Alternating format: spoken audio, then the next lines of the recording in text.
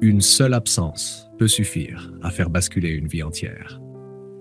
L'email est arrivé à 9h12 précise. Le son discret de notification s'est glissé dans le calme organisé du bureau, presque anodin. Julien Moreau n'y a d'abord pas prêté attention.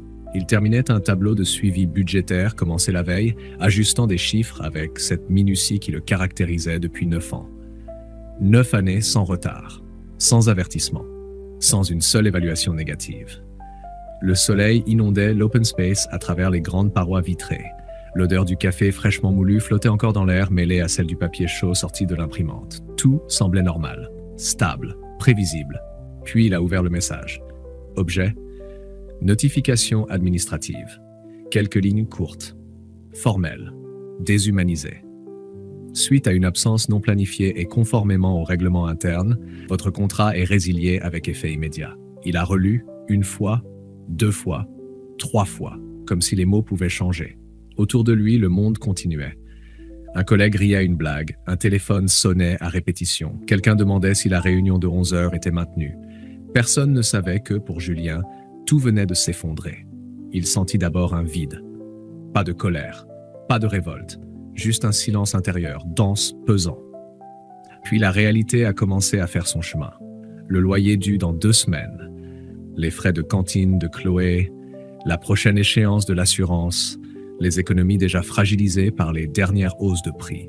Il inspira profondément, tentant de garder contenance. Il ne voulait pas attirer l'attention. Il ne voulait pas devenir la scène du jour. Pourtant, dans son esprit, tout revenait à la veille. Chloé s'était réveillée vers 3h du matin. Sa petite main brûlante avait cherché la sienne dans l'obscurité. « Papa, j'ai froid. » Il avait allumé la lampe de chevet. Son visage était rouge, ses yeux brillants de fièvre. Le thermomètre avait confirmé ce que son instinct savait déjà, 39,5. Il avait immédiatement envoyé un message à son responsable pour prévenir qu'il prendrait une journée exceptionnelle. Une seule. En 9 ans. La réponse n'était jamais venue. Il avait passé la journée à côté d'elle. Compresse fraîche, sirop, dessin animé à faible volume. Il avait annulé 2 réunions importantes, transféré des dossiers urgents à un collègue, laissé des instructions détaillées par mail pour que rien ne bloque. Même en restant à la maison, il avait travaillé. Mais surtout, il avait tenu sa promesse. « Je suis là, Chloé. Je ne pars pas. » Depuis la mort de sa femme 6 ans plus tôt, cette phrase était devenue le pilier invisible de leur vie. Il n'avait pas le droit de faillir. Pas elle. Le soir, la fièvre avait commencé à baisser. Elle s'était endormie contre lui sur le canapé, sa respiration redevenue régulière. Julien avait cru que le plus dur était passé. Il ignorait que le lendemain, à 9h12, une autre épreuve l'attendait. Dans le bureau, ses mains tremblaient maintenant légèrement. Il verrouilla son écran pour s'isoler quelques secondes. Une vague de souvenirs l'envahit. Son premier jour dans l'entreprise, son costume trop grand, sa détermination silencieuse. Les heures supplémentaires qu'il acceptait sans discuter. Les dossiers complexes qu'il réglait discrètement pour éviter des pénalités à la société. Il n'avait jamais cherché les éloges. Il voulait seulement la stabilité. Il ouvrit de nouveau l'email, cherchant une erreur, une mauvaise interprétation, un malentendu administratif. Rien. Il comprit alors que pour l'entreprise, il n'était qu'une ligne dans un rapport mensuel, une absence cochée en rouge. Une exception à corriger. 9 ans réduits à 1 jour. Il se leva lentement. Chaque geste semblait plus lourd que le précédent. Il prit le carton plié sous son bureau, celui qu'on garde au cas où, sans jamais croire qu'il servira un jour. Il rangea méthodiquement ses affaires. Un mug ébréché offert par Chloé pour la fête des pères, quelques stylos, un carnet rempli de notes précises. Puis la photo. Chloé au bord de la mer, les cheveux emportés par le vent, riant à pleines dents. Ce rire qu'il ferait tout pour protéger. Ses yeux piquèrent. Non pas à cause de l'humiliation, mais parce qu'il se demandait comment il allait lui expliquer. Comment dire à une enfant que parfois, faire ce qui est juste n'empêche pas de perdre. Il quitta son poste sans faire de bruit. Certains collègues levèrent brièvement les yeux, croyant sans doute à un rendez-vous extérieur. Personne ne posa de questions. L'ascenseur descendit lentement. Chaque étage est un rappel silencieux. Ressources humaines, comptabilité, direction. Quand les portes s'ouvrirent sur le hall, la lumière du matin était toujours aussi vive. Dehors, Lyon vivait pleinement. Les terrasses se remplissaient. Les voitures avançaient au rythme des feux tricolores. Des employés pressés traversaient la rue en consultant leurs montres. Julien s'arrêta quelques secondes sur le trottoir. Il avait tout fait correctement. Il avait respecté les règles, travaillé dur, sacrifié ses week-ends, refusé des invitations pour rester disponible, économisé chaque euro. Et pourtant, tout pouvait s'écrouler à cause d'un seul choix, rester auprès de sa fille malade. Il inspira profondément. Puis, il commença à marcher, sans savoir que cette journée, commencée par une simple notification, allait bientôt bouleverser bien plus que sa propre vie. Avant de continuer, prenez une seconde pour liker cette histoire et vous abonner. Merci. Julien marchait encore, sans direction précise, lorsque son téléphone vibra dans la poche de sa veste. Il pensa d'abord à un appel des ressources humaines, ou pire, à une demande de signature supplémentaire. Mais l'écran affichait un rappel qu'il avait presque oublié. Déjeuner. 13h, Vieux-Lyon. C'était Henri Roussel, un contact discret devenu au fil des années une sorte de mentor silencieux. Il ne se voyait qu'une ou deux fois par an, toujours à l'initiative d'Henri, toujours dans des lieux simples ou élégants, mais jamais ostentatoires. Julien n'avait jamais vraiment su pourquoi cet homme influent s'intéressait à lui. Il connaissait seulement leur première rencontre. Une voiture en panne sur la bande d'arrêt d'urgence de l'A6, une pluie battante, et un homme âgé visiblement en difficulté. Julien s'était arrêté. Il n'avait pas demandé qui il était. Il avait simplement aidé. Henri, lui, n'avait jamais oublié. Aujourd'hui pourtant, Julien hésitait. Devait-il annuler ? Il venait de perdre son emploi. Son esprit était encombré de chiffres et d'angoisse, mais quelque chose en lui refusait de céder totalement à l'abattement.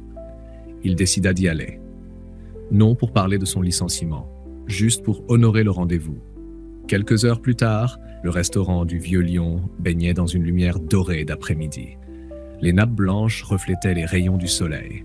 Le tintement des verres et les conversations feutrées composaient une atmosphère élégante, mais chaleureuse. Julien arriva avec Chloé.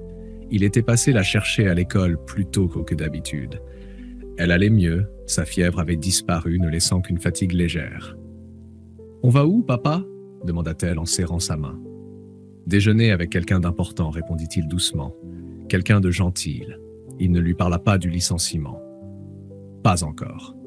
À une table près des fenêtres, Isabelle Roussel était déjà installée face à son père. Tailleur sobre, posture droite, regard précis. Elle discutait de chiffres, d'expansion, de performances trimestrielles. Henri l'écoutait avec attention, mais son regard dériva soudain derrière elle. Il venait d'apercevoir Julien. Son visage s'illumina immédiatement.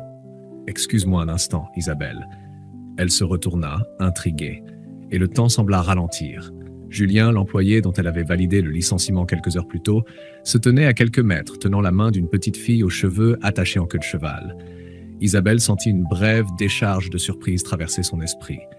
Le contraste la frappa, le dossier administratif froid du matin, et cet homme réel, vivant, présent. Henri serra chaleureusement la main de Julien. « Mon garçon, je suis heureux que tu sois venu. » Ils échangèrent quelques mots sincères. Puis Henri insista pour qu'il rejoigne sa table. Isabelle resta figée une fraction de seconde avant d'afficher son calme habituel. « Julien Moreau, n'est-ce pas ?» dit-elle avec une maîtrise parfaite. Il hocha la tête, surpris de la voir ici, encore plus surpris qu'elle connaisse son nom. Chloé, elle, observait tout avec curiosité. Le serveur apporta des menus. Julien choisit le plat le plus simple, par réflexe. Par prudence financière, même si ce déjeuner était invité. Henri, lui, rayonnait. « Isabelle, sais-tu que cet homme a probablement évité un drame il y a des années ?» Isabelle arqua légèrement un sourcil. Henri raconta l'autoroute, la panne, l'orage, les voitures qui passaient sans s'arrêter. Puis Julien, qui avait immobilisé son véhicule sans hésiter. « Il a refusé toute compensation, » ajouta Henri. « Il m'a simplement dit que la gentillesse ne se facture pas. » Un silence discret s'installa. Isabelle observa Julien différemment. Elle remarqua ses gestes attentifs envers sa fille, la façon dont il découpait sa viande en petits morceaux pour elle. Comment il faisait semblant d'être surpris lorsqu'un dessert arriva à table. « Oh, mais qu'est-ce que c'est que ça ?» On dirait qu'un chef nous a préparé une surprise exceptionnelle. Chloé éclata de rire. Ce rire, spontané, lumineux, résonna étrangement dans l'esprit d'Isabelle. Henri continua, calmement. J'ai suivi son parcours depuis, discrètement. Il n'a jamais su à quel point j'observais son évolution. Travail sérieux, aucune plainte, une constance rare. Isabelle sentit une tension naître dans sa poitrine. Elle connaissait son dossier, elle connaissait ses performances, mais elle n'avait jamais cherché au-delà des chiffres. « Vous travaillez toujours dans la même entreprise ?» demanda Henri innocemment. Julien hésita une fraction de seconde. « Pas exactement, répondit-il avec dignité. Disons que les choses ont changé ce matin. » Isabelle sentit le poids de la phrase. Henri tourna lentement son regard vers sa fille. « Ah bon ?» Julien expliqua brièvement. « Une absence, sa fille malade. La décision automatique, il ne se plaignait pas. Il exposait les faits. » Isabelle écoutait en silence. Elle pensait au rapport mensuel, à la case rouge, à la mention « absence non justifiée ». Elle se rappela avoir validé la décision sans demander davantage d'informations, par souci d'équité, par cohérence avec la politique interne. Mais maintenant, la situation avait un visage, un enfant, une histoire. Henri posa calmement sa fourchette. L'équité, Isabelle, ce n'est pas toujours traiter tout le monde de façon identique. Parfois, c'est comprendre les circonstances. La phrase resta suspendue. Isabelle observa Chloé poser sa tête contre l'épaule de son père. Elle vit la confiance absolue dans ce geste. Cette sécurité totale. Elle réalisa alors quelque chose d'inconfortable. Elle dirigeait des centaines d'employés, exigeait loyauté et performance, mais elle n'avait jamais vraiment cherché à connaître la réalité humaine derrière leurs résultats. Pour la première fois depuis longtemps, un doute fissura sa certitude. Julien, lui, ne demandait rien, il ne plaidait pas. Il continuait simplement d'être présent pour sa fille, même après avoir perdu son emploi quelques heures plus tôt. Et cette dignité silencieuse avait plus de force que n'importe quel argument. Isabelle comprit que ce déjeuner n'était pas un hasard, c'est un miroir. Et dans ce miroir, elle commençait à voir les limites de son propre modèle. La lumière dorée de l'après-midi semblait tout révéler avec une clarté nouvelle. Ce qui s'était joué à 9h12 n'était peut-être pas seulement une décision administrative, c'était le point de départ d'un changement qu'elle n'avait pas encore pleinement mesuré. La lumière dorée de l'après-midi semblait tout révéler avec une clarté nouvelle. Isabelle resta silencieuse plusieurs secondes après la remarque de son père. Autour d'eux, le restaurant continuait de vivre, mais à sa table, quelque chose avait changé. Pour la première fois depuis longtemps, elle ne cherchait pas à répondre. Elle cherchait à comprendre. Elle observa Julien plus attentivement. Son costume n'était pas neuf, mais impeccable. Ses gestes étaient mesurés. Il ne montrait ni rancœur ni reproche, seulement une retenue digne. Une fatigue discrète aussi, celle de quelqu'un qui porte plus qu'un simple emploi sur ses épaules. « Vous auriez pu demander une dérogation, dit-elle finalement, la voix plus douce que d'habitude. Julien esquissa un léger sourire. J'ai envoyé un message pour prévenir. Je pensais que ce serait suffisant. Ma fille avait 39,5 de fièvre. Dans ce genre de moment, on ne réfléchit pas en termes de procédure. » Chloé leva les yeux vers Isabelle. « Papa est resté toute la journée avec moi. Il fait les meilleures histoires quand je suis malade. » Cette phrase simple eut plus d'effet qu'un long discours. Henri croisa les mains sur la table. Les entreprises solides ne reposent pas seulement sur des règles, Isabelle.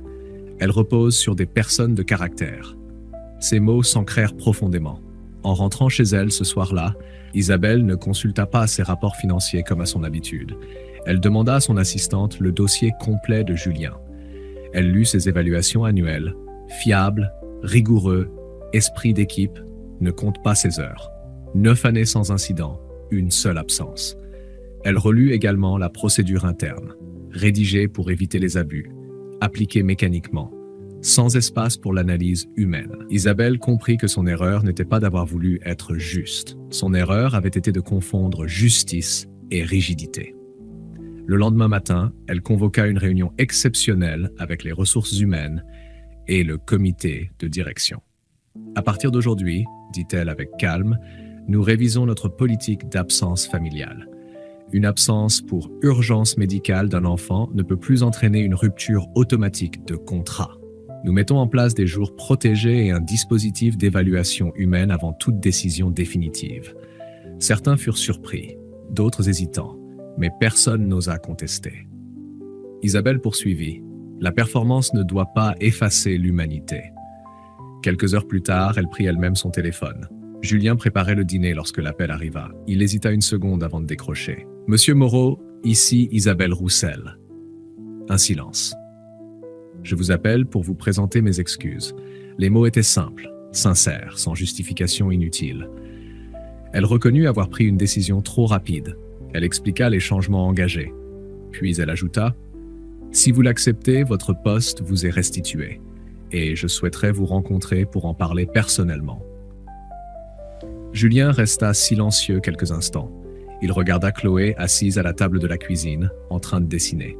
« J'accepte, » répondit-il finalement, « pas seulement pour moi, mais parce que si cela peut éviter à d'autres parents de vivre la même chose, alors cela en vaut la peine. » Lorsqu'il raccrocha, Chloé leva les yeux. « C'était le travail ?» Il hocha la tête. « Oui, papa retourne au bureau. » Elle sourit largement. « Je savais que ça allait s'arranger. » Dans les semaines qui suivirent, le climat de l'entreprise changea progressivement. Les employés commencèrent à se sentir écoutés. Les managers furent formés à évaluer les situations avec discernement. La confiance remplaça peu à peu la peur de l'erreur. Étonnamment, la productivité augmenta. Moins d'absentéisme injustifié. Plus d'engagement. Plus de loyauté. Isabelle constata que la compassion n'affaiblissait pas l'autorité. Elle la rendait plus respectée.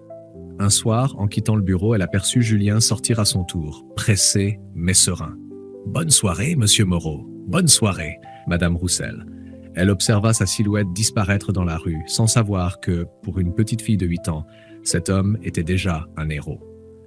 Et peut-être que le véritable leadership ne consiste pas à ne jamais se tromper, mais à savoir reconnaître ses erreurs et choisir d'évoluer. Parfois, une seule journée peut sembler tout détruire, mais elle peut aussi tout transformer. La vraie force ne réside pas dans la rigidité, elle réside dans l'empathie. Si cette histoire vous a touché, prenez un instant pour vous abonner, liker, commenter et partager. Peut-être que quelqu'un, quelque part, a besoin de se rappeler qu'il est encore possible d'allier réussite et humanité. Parce qu'au-delà des chiffres et des règles, ce sont toujours les cœurs qui font la différence.